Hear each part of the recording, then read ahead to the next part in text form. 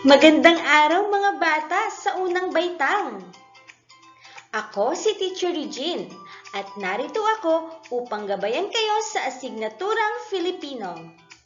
Quarter 3. Halina't sabay-sabay nating alamin ang aralin sa linggong ito. Ako at ang kagandahang asal. Handa na ba kayo? Kung handa na, ano pang hinihintay nyo? Umpisahan na natin! Narito ang mga kasanayang pampagkatuto. Una, nakapagsasalaysay ng orihinal na kwento na kaugnay ng napakinggang kwento. Pangalawa, naibibigay ang paksa ng talata at tula. At ang pangatlo, natutukoy ang salita o pangungusap sa isang talata. Layunin, nilalayon ng module na ito sa tulong ng mga tagapaggabay sa mag-aaral na matuto siya ng mga kompetensing inaasahan at maisapuso ang mga aral na nilalaman nito. Magandang araw! Kamusta ka? Halina't samahan niyo ako at sabay-sabay nating balikan ang nakaraang leksyon. Isulat sapat lang ang nararapat na gamitin sa pagtukoy ng kailanan ng mga larawan, kung ang o ang mga.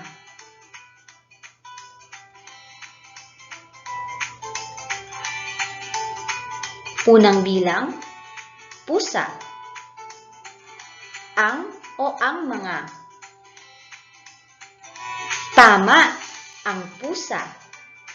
Pangalawa, puno. Ang o ang mga. Ang mga puno. Pangatlo, lapis. Ang o ang mga. Tama, ang lapis. Pang-apat, mansanas. Ang o ang mga. Tama, ang mansanas. At ang panglima, gulay. Ang o ang mga. Tama, ang mga gulay.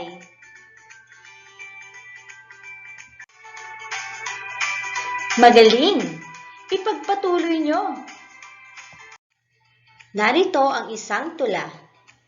Upang maunawaan ang tula at masagot ang mga katanungan, makinig, unawain, at aking babasahin. Ako'y batang masunurin ni Alona Di Diestro.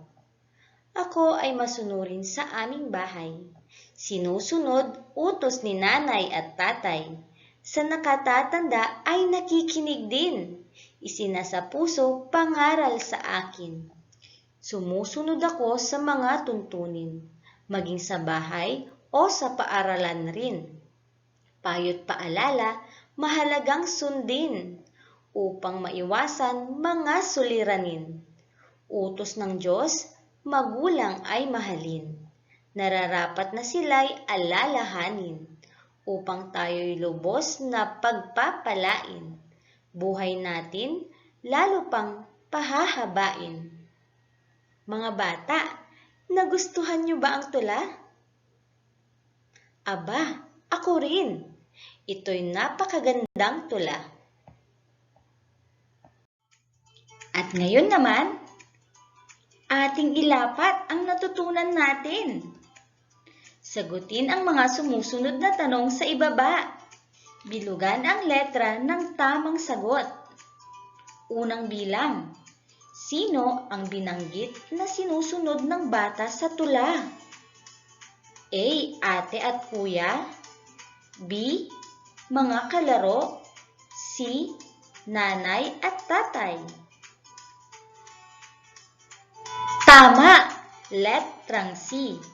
Nanay at tatay. Pangalawang bilang. Ano ang ginagawa ng bata sa mga pangaral sa kanya? A. Iniisip. B. Isinasa puso. C. Kinakalimutan. Tama! Letrang B nga! Dapat lang nating isapuso ang mga pangaral sa atin. Pangatlong bilang, ano-ano ang dapat sundin ng isang bata? A. Mga utos. B. Mga payo at paalala. C. Lahat ng nabanggit. Tama! Letrang C. Lahat ng nabanggit. Pang-apat na bilang, bakit kailangan nating mahalin at sundin ang ating mga magulang? A. Upang tayo ay sumikat. B. Upang tayo ay lumusog. C. Upang tayo ay pagpalain. Tama! Letrang C. Tayo ay pagpapalain ng Diyos kapag minahal at sinunod natin ang ating mga magulang. Panglimang bilang, ano ang paksa o pangunahing kaisipan na binanggit sa tula? A. Ako ay matapat. B. Ako ay masunurin. C. Ako ay magalang. Tama! Letrang B. Ako ay masunurin. O kayo ba mga bata, masunurin din ba kayo?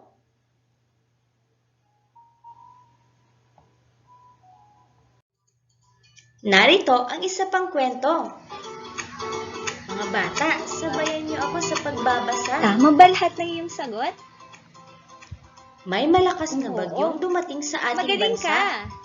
Ito ay nagdulot ng matinding pagbaha sa mga lugar. Ang balitang ito ay ikinagulat ng lahat dahil sa pagkasira ng maraming bahay at kabuhayan. Bumili agad sina Mang Pablo at Aling Nelia ng mga pagkaing delata. Sama-samang tumulong ang mga anak na sina Rosa at Ronald sa pagbabalot ng mga nabiling donasyon. Masaya ang buong pamilya dahil sa maliit na paraan ay nakatulong sila sa kanilang mga kababayan. Sa gabi ding iyon ay sama-sama silang nanalangin para sa ikaliligtas ng mga tao. Mga bata, naintindihan niyo ba ang kwento? At para naman sa pangalawang gawain, sagutan ang mga sumusunod na mga tanong at isulat sa patlang ang sagot. Handa na ba kayo? Umpisahan na natin. Unang bilang, tungkol saan ang kwento? Tama, tungkol sa malakas na bagyo. Pangalawang bilang, ano ang maaaring maitulong natin sa mga nasalanta ng bagyo? Tama, pagbibigay o pamamahagi ng mga pagkain at kasuotan. Maaari rin tayong magbigay ng tulong pinansyal. Pangatlong bilang, nakaranas ka na ba ng katulad ng pangyayari sa kwento? Maaari mo ba itong ikwento?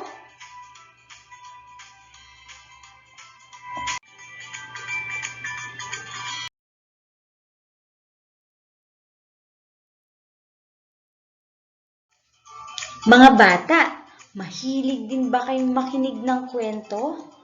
O kayo naman magkwento? Lahat ng tao ay may kwento. At lahat ng nakikita mo sa paligid mo ay may sariling kwento. Pero alam mo bang bawat kwento na ating napapakinggan, maparadyo man, o sa TV, o kaya naman yung mga nababasa mo, lahat ng yun ay may paksa. Ano nga ba ang paksa? Ito ay ang pangunahing kaisipan na sinasabi o nilalaman ng tula o talata. Ito ay maaaring makita sa unahan, gitna, o hulihan ng babasahin. Narito ang halimbawa ng paksa. Mga bata, basahin natin. Si Rosa ay matapat na mag-aaral. Palagi siyang nagsasabi ng totoo. Hindi siya kumukuha ng hindi sa kanya. Isinasaoli niya ang mga bagay na napupulot niya. Ang paksa sa talata ay, si Rosa ay matapat na mag-aaral. Ito ang paksa dahil ito ang pangunahing kaisipan na sinasabi o nilalaman ng talata. Ito ay nakita natin sa unahang bahagi ng ating binasa. Pero pwede rin po nating makita ang paksa sa gitna o sa hulihang bahagi ng ating binabasa. Narito ang isa pang halimbawa. Basahin natin. Isang masunuring bata si Nami. Palagi niyang sinusunod ang utos ng kanyang ina. Hindi siya nagrereklamo at masaya niya itong ginagawa. Ang paksa sa talata ay, isang masunuring bata si Nami. Bakit ito ang paksa? Dahil ito ang sinasabi o nilalaman ng talata. Ito ang pinag-uusapan. Maliwanag po ba?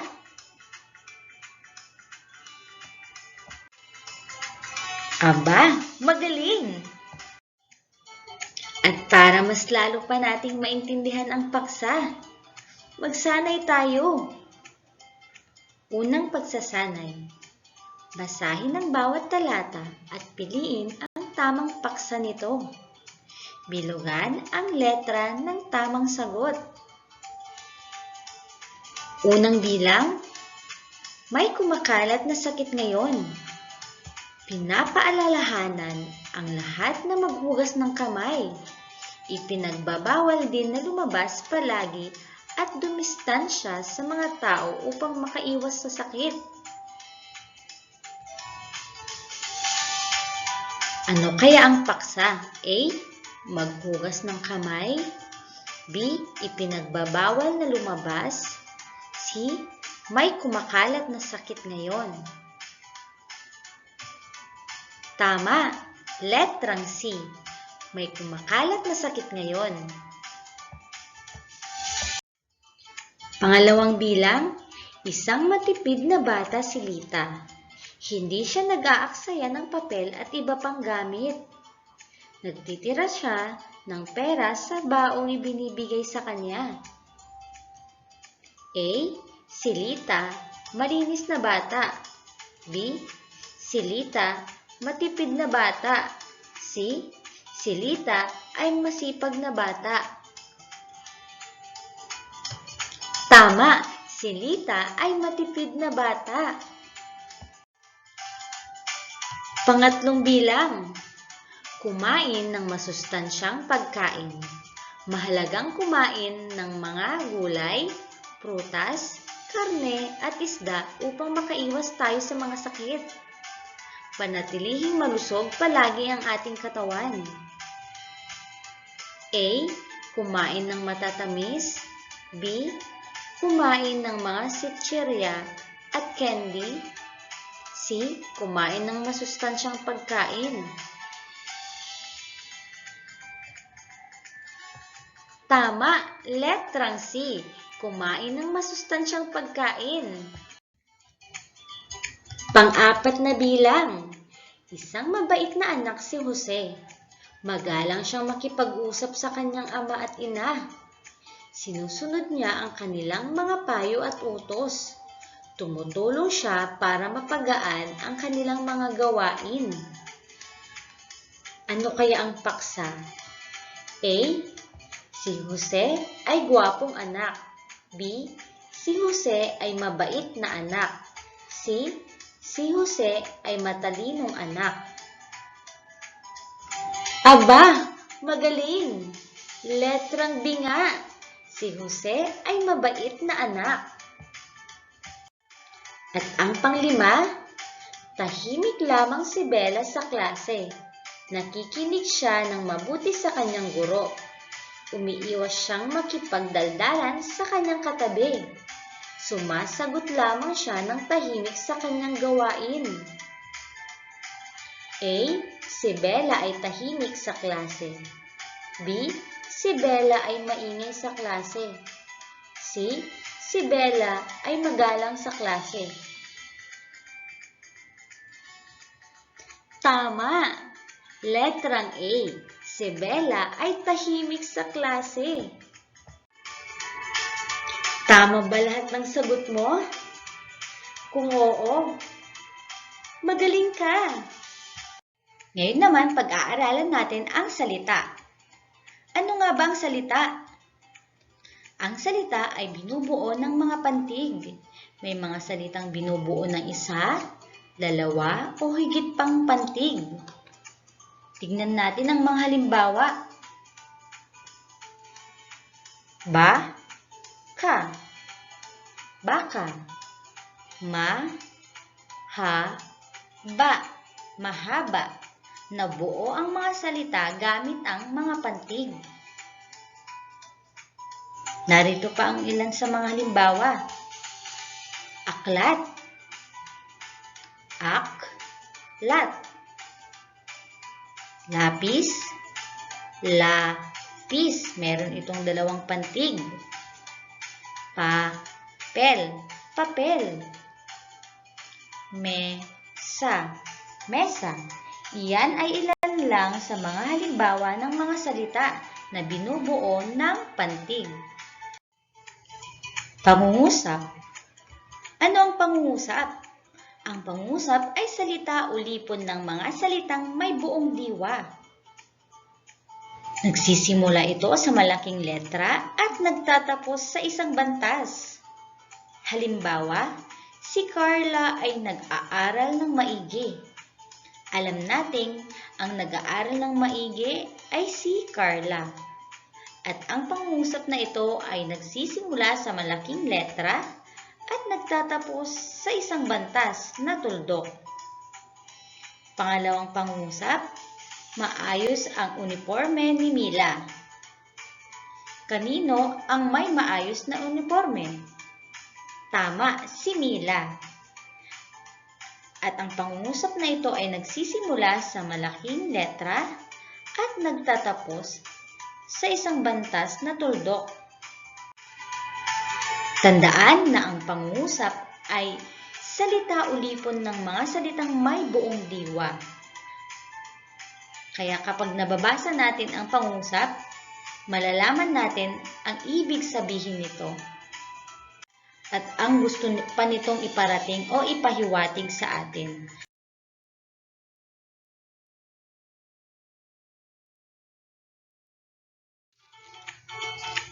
Halimbawa pa nito, marunong na si Mela magbasa. Sinong marunong magbasa? Si Mela.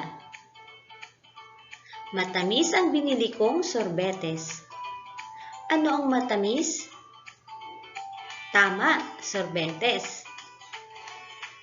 Si Rosa ay palaging naguhugas ng kamay. Sino ang naguhugas ng kamay? Si Rosa. Tandaan na ang pangungusap ay salita o lipon ng mga salitang may buong diwa. Nagsisimula ito sa malaking letra at nagtatapos sa isang bantas. Ngayon naman, oras na para kayo ay sumagot ng mag-isa. Likhain natin. Basahin ang talata, pumili ng dalawang salita at dalawang pangungusap na matatagpuan sa binasa. Isulat ito sa nakalaang patlang sa ibaba. Kaya niyo yan. Umpisahan niyo na. At para naman sa huling gawain, tayain natin. Isulat ang paksa o pangunahing kaisipan sapat lang batay sa sumusunod na talata. Umpisahan nyo na!